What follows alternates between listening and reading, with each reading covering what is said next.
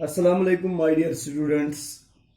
Now in this video we have to solve question number 15 of exercise 9.1, and now we have only here two questions of the exercise. Then after we will go for the examples.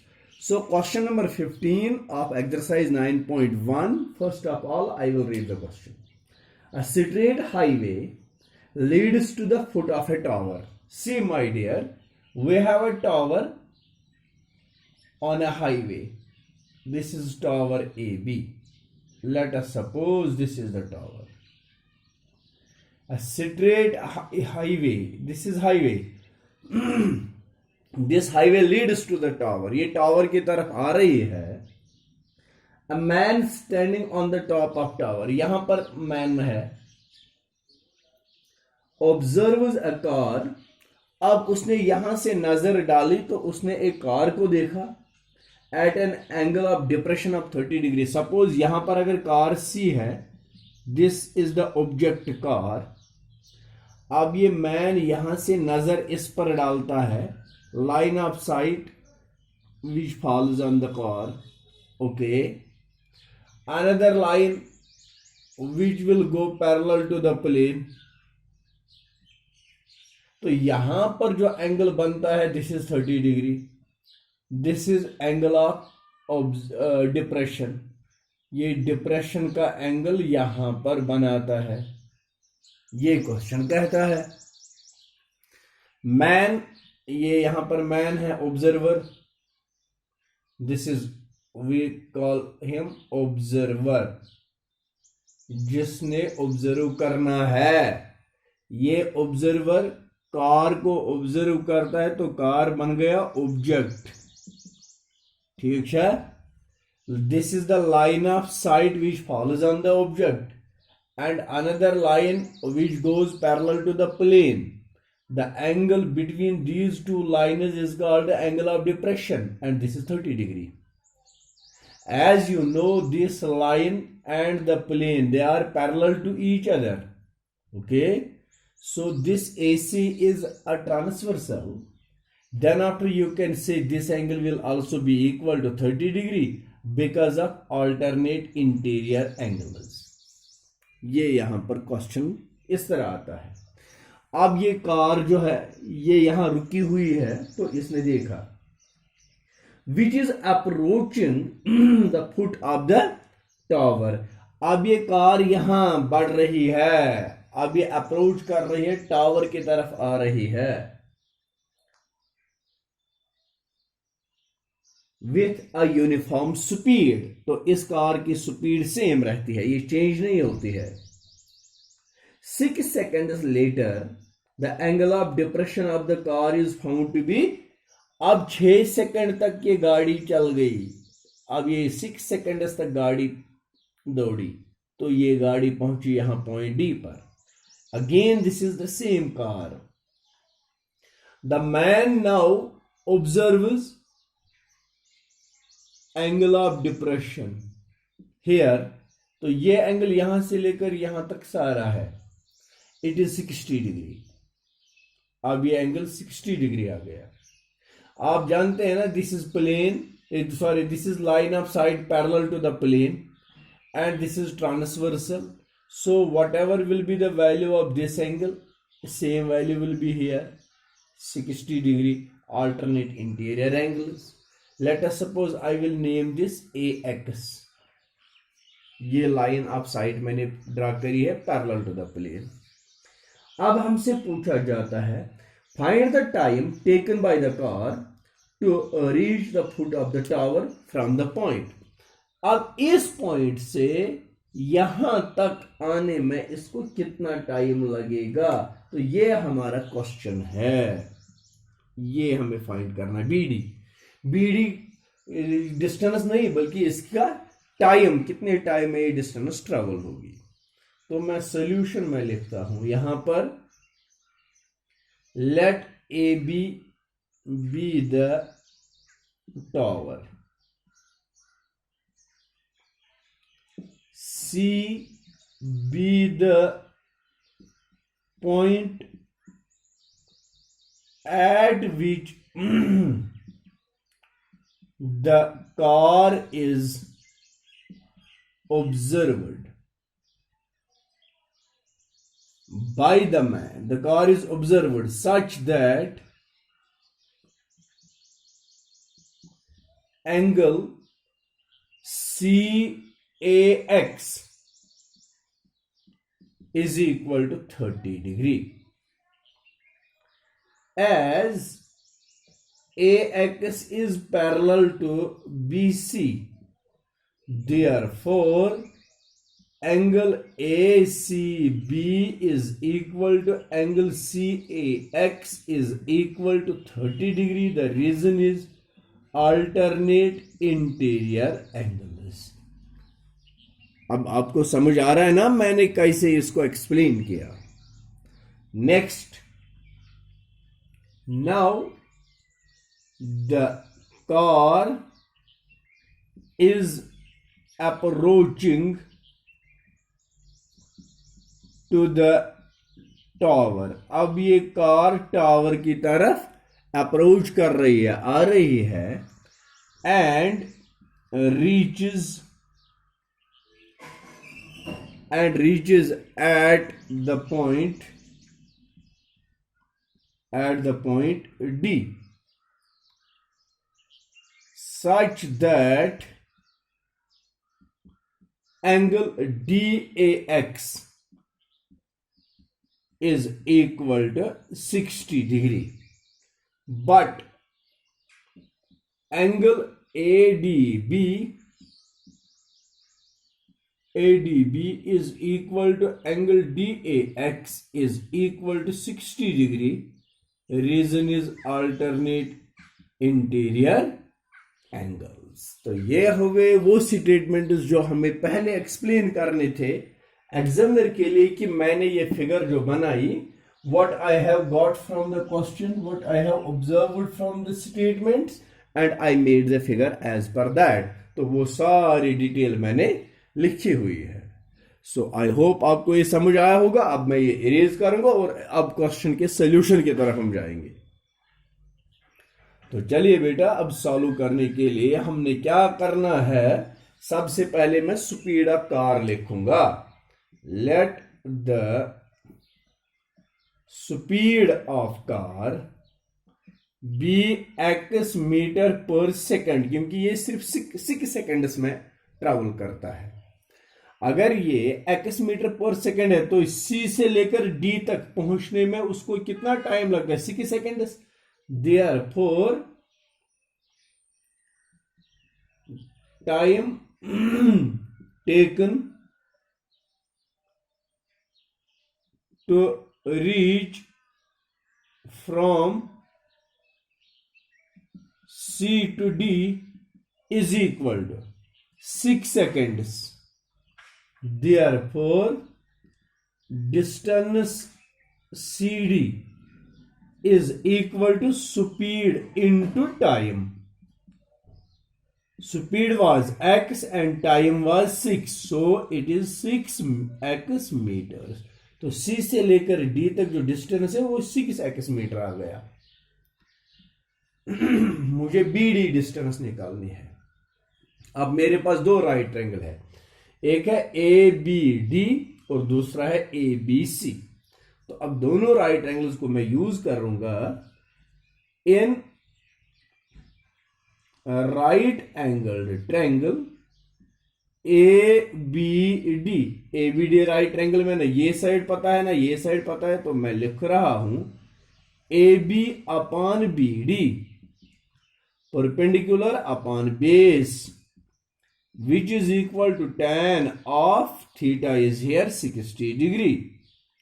So AB upon BD is equal to under root 3, क्योंकि tan 60 का value आता है, which implies as AB is equal to BD into root 3, that is BD under root 3. ये AB का value आ गया इस right triangle ABD में.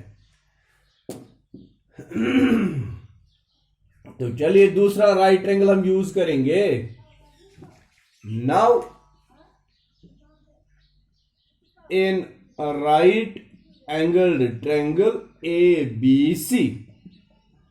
तो ABC राइट ट्रायंगल में AB मुझे फाइंड है, BC मैंने फाइंड करना है। It is perpendicular divided by base which again is equal to tan of angle is 30 degree. So AB कितना है, BD √3। तो AB की जगह मैं लिखूंगा BD √3 डिवाइडेड बाय BC कितना है, B से लेकर C तक, it is BD plus DC, BD plus DC which is equal to tan 30 1/√3। यहां से मैं आगे बढ़ूंगा, BD √3 is equal to BD √3 divided by BD plus DC कितना है, 6x is equal to 1/√3 by cross multiplication BD √3 into √3. You know √3 into √3 is 3. So it is 3 times BD is equal to BD plus 6x into 1, that is BD plus 6x. Like terms को एक ही side में रखते हैं। This is 3BD, इसको transpose करेंगे तो बनेगा minus BD is equal to 6x. 3BD minus 1BD is 2BD is equal to 6x and BD is equal to 6x divided by 2, that is 3x. तो BD का value कितना आ गया, 3x metres. अगर यहां C से लेकर ये car D तक 6x में पहुंच गई तो D से लेकर B तक ये सिर्फ 3x मीटर है, इसकी डिस्टेंस है। तो अब टाइम मैंने निकालना है। अगला स्टेप ये बनेगा, देयरफॉर टाइम टेकन। जो हमें क्वेश्चन था कि आप बताइए कितना टाइम लगेगा, time is equal to distance divided by speed. तो डिस्टेंस कितनी है, ये 3x and divided by speed कितनी पहले ही हमने सपोज करी है, that is x and x will cancel. So time is equal to 3 seconds. तो 3 सेकेंड्स का टाइम लगेगा कार को यहां तक पहुंचने। This was question number 15 of exercise 9.1। Now the last question of the exercise, but not the least, most important question. समझो कि ये क्वेश्चन बहुत जरूरी है, जो लास्ट का क्वेश्चन है। बहुत इजी है लेकिन है तो बहुत जरूरी। तो क्वेश्चन ये है, very important question, take care. The angles of elevation of the top of a tower from 2 points at a distance of 4 meter and 9 meter from the base of the tower and in the same straight line with it are complementary. Prove that the height of tower is 6 meter. तो question number 16 बेटा इस तरह है। क्या कुछ मैंने समझा है क्वेश्चन में, वो मैं बता दूंगा। There is a tower, say it is AB tower। अब टावर AB है।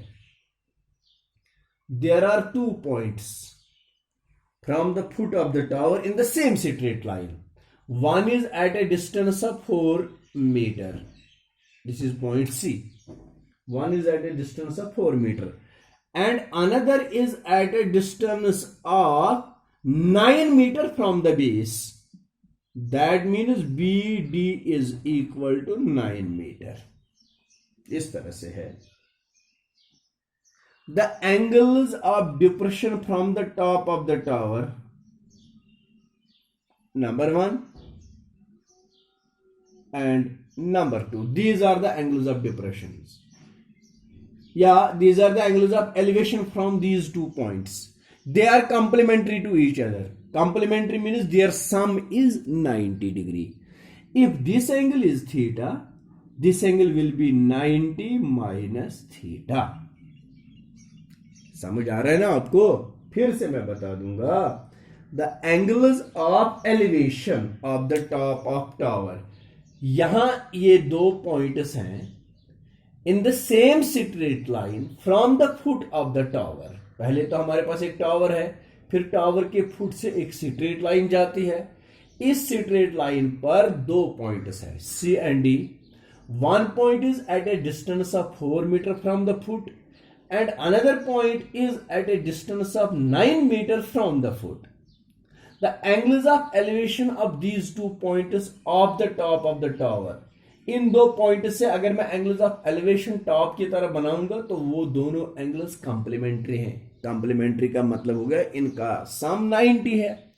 It means that if one angle is theta another is 90 minus theta, we have to prove the height of tower is equal to 6 meter. तो मैं लिखता हूं इसके statements में, let A B the tower. मान लीजिए A B tower है, C and D are the two points in the same straight line of the foot of the tower। आपको समझ आ रहा है? टावर के बेस से एक स्ट्रेट लाइन हम ड्रा करेंगे तो उसी स्ट्रेट लाइन पर ये दो पॉइंट्स हैं C and D are the two points in the same straight line of foot of the tower such that ये किस तरह हैं, BC पहला point which is equal to 4 meter and दूसरा point BD distance is equal to 9 meter. Also इतना ही नहीं, angle ACB is equal to theta and angle ADB is equal to 90 minus theta, क्योंकि ये दोनों एंगल्स कंप्लीमेंट्री एंगल्स बताए गए हैं। अब हमें प्रूव करना है ए बी की हाइट कितना, 6 मीटर। मैं लिखूंगा इन राइट एंगल्ड ट्रायंगल, पहला triangle ABC, AB divided by BC।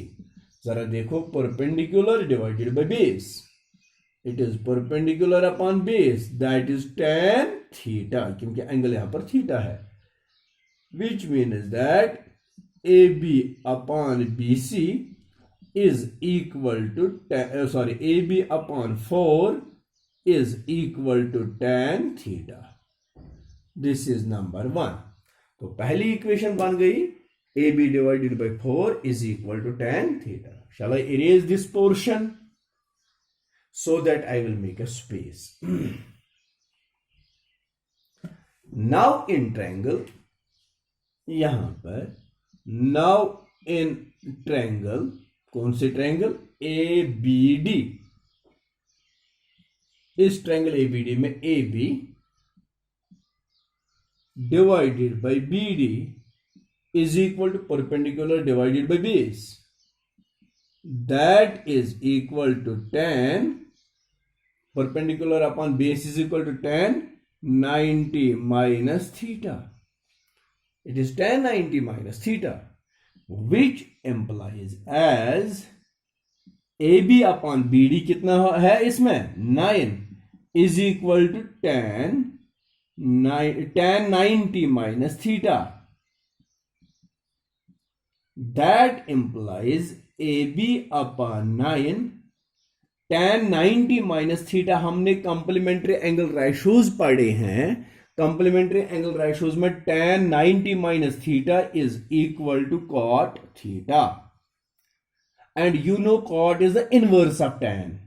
तो अगर AB upon 9 cot है तो 9 upon AB कितना हो जाएगा, which implies as 9 upon AB will be equal to tan theta, because cot is the inverse of tan।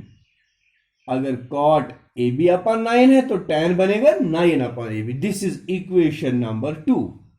You just compare equation 1 and 2.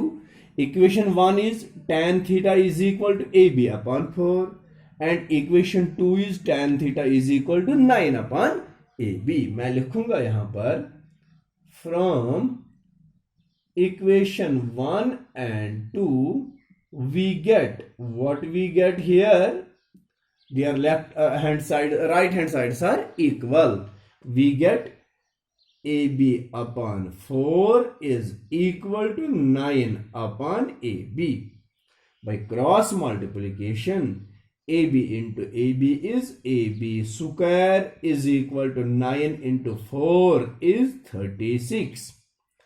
Only AB is equal to यह square तो जिसके बदले यहाँ पर आएगा under root of 36 and square root of 36 is 6 meter. Hence proved. हमें prove करना था height of the tower is 6 meter. तो इस तरह से ये एक्सरसाइज 9.1 नहीं बल्कि ये पूरा चैप्टर खत्म हो गया. चैप्टर नंबर 9, जिस चैप्टर नंबर 9 का नाम था सम एप्लीकेशंस ऑफ ट्रिग्नोमेट्री, या we were calling it heights and distances. I hope that you will get each and every question. अगर आपको रिवीजन भी करना पड़ेगा, आप मेरी ये वीडियो सीरीज देखते जाएंगे और हर एक क्वेश्चन आपको मिलेगा. जो क्वेश्चन आपको कंफ्यूजन लगेगा फिर से उसको रिपीट में देखिए and you will it will become clear to you. Thank you very much. Thank you for watching all these videos. Hope you will understand it and may God give you understanding to understand the best things. Allah Hafiz.